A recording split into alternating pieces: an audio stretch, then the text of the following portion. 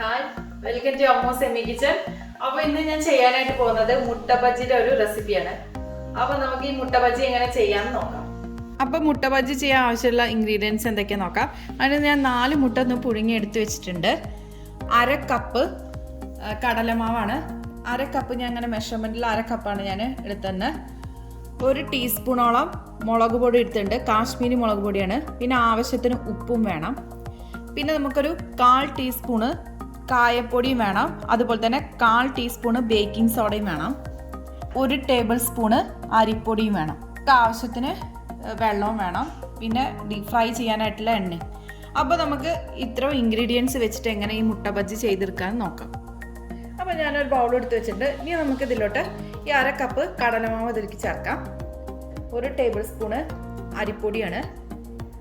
1/4 teaspoon കായംപൊടിയും അതുപോലെ തന്നെ 1/4 teaspoon baking സോഡയും ഇതും ചേർക്കാം. മുളക് പൊടി അതുപോലെ തന്നെ ആവശ്യത്തിന് ഉപ്പും. ഇത് നമുക്ക് നന്നായിട്ടൊന്ന് മിക്സ് ചെയ്ത് ചെയ്യാം ആദ്യം. ഇപ്പം ഇതെല്ലാം ഞാനൊന്ന് മിക്സ് ചെയ്ത് എടുത്തിട്ടുണ്ട്. ഇനി നമുക്ക് ഇതിലോട്ട് കുറച്ചായിട്ട് വെള്ളം ആഡ് ചെയ്ത് കൊടുക്കാം. ബാറ്റർ വല്ലാതെ തിക്കും പാടില്ല, അതുപോലെ തന്നെ വല്ലാതെ നന്നായിട്ട് ലൂസായിട്ട് എടുക്കാനും പാടില്ല. അപ്പോൾ അത് ഒട്ടും കട്ട കെട്ടാതെ വേണം ഒന്ന് എടുക്കാനായി. ഇപ്പം ഞാൻ ഈ ബാറ്റർ നന്നായിട്ടൊന്ന് കട്ട കെട്ടാതെ ഒന്ന് ഇളക്കിയെടുത്തിട്ടുണ്ട്. ഇങ്ങനെ ആവണം അതിൻ്റെ ബാറ്റർ.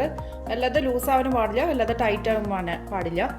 ഇനി നമുക്ക് ഇതിൽ ഓരോരോ മുട്ട വെക്കിയിട്ട് നമുക്ക് ഡീപ് ഫ്രൈ ചെയ്തെടുക്കാം. ഇനി നമുക്കിത് ഡീപ് ഫ്രൈ ചെയ്യണം. അതിന് വേണ്ടിയിട്ട് ഞാനൊരു പാൻ എടുത്ത് വെച്ചിട്ടുണ്ട്. അതിലേക്ക് ഞാൻ എണ്ണയും ഒഴിച്ച് വെച്ചിട്ടുണ്ട്. നമ്മൾ മുട്ട നേരത്തെ എടുത്ത് വെച്ച മുട്ടകളൊക്കെ ഞാൻ നടുവൊന്ന് കീറി ഇങ്ങനെ എടുത്ത് വെച്ചിട്ടുണ്ട്. ഈ എണ്ണ നമുക്ക് ചൂടായിട്ട് വരുമ്പോൾ നമ്മൾ എടുത്ത് വെച്ച ഈ മുട്ട നന്നായിട്ട് ആ മിക്സിലോട്ട് കോട്ട് ചെയ്തിട്ട് നമുക്ക് ഈ എണ്ണയിലേക്ക് ഒന്ന് ഇട്ട് കൊടുക്കാം.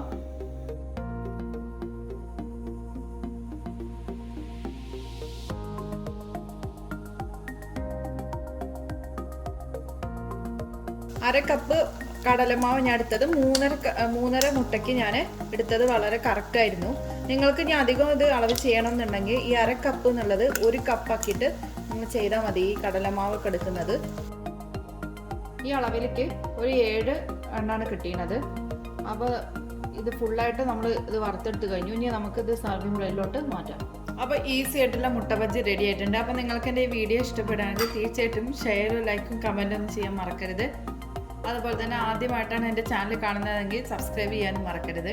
അപ്പോൾ അടുത്ത നല്ലൊരു വീഡിയോ ആയിട്ട് വരുന്നവരിക്കും bye. Thank you for watching Ammu's semi kitchen.